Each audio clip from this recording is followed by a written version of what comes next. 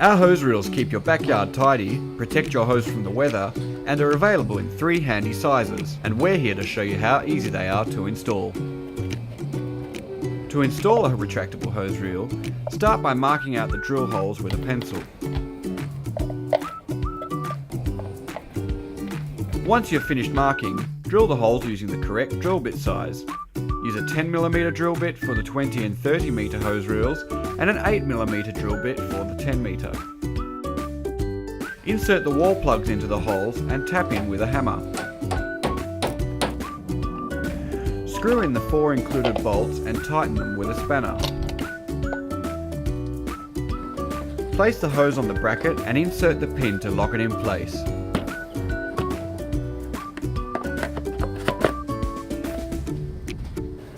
The hose reel features a removable cover, which is handy for inspecting the hose and retracting mechanism.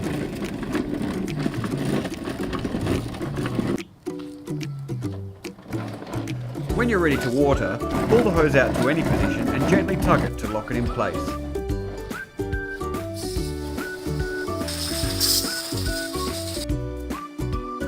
To retract the hose, give it a tug and let it retract into the reel housing.